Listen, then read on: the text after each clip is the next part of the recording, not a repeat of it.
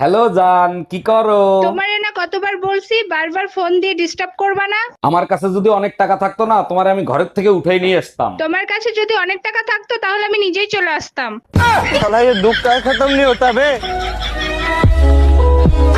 ও ভাবি, একা একা কোথায় যান বলেন তো, আমি সাথে আসি। ঘরে বউ থাকতে ভাবিদের পিছনে ছোটেন, কি মজা পান বলেন তো? ভাবিরা কখনো ধোকা দেয় না, সুযোগ পাইলেই মৌকা দেয়। হ্যালো, সদর হসপিটাল আইসিইউতে একটা সিট বুকিং দেন। এই জানো আমার ভাইয়ের বিয়ে ঠিক হয়েছে বড়লোক এক ফ্যামিলির সাথে। সর্বনাশ হইছে, কুত্তর পেটে ঘি হইবে তো।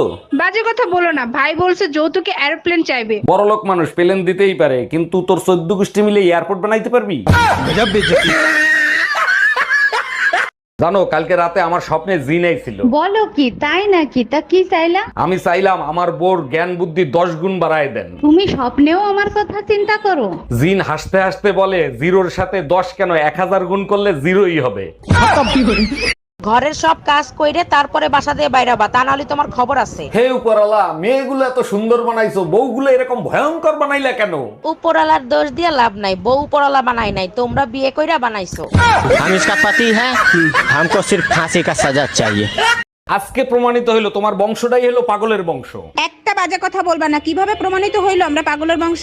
তোমার বোন রে নিয়ে গেছে আম পারতে, লিসু লিসু কই এসিল যাচ্ছে। তার আগে বলো তোমারে লুঙ্গি পরে আম গাছে উঠতে কইছে কিডা?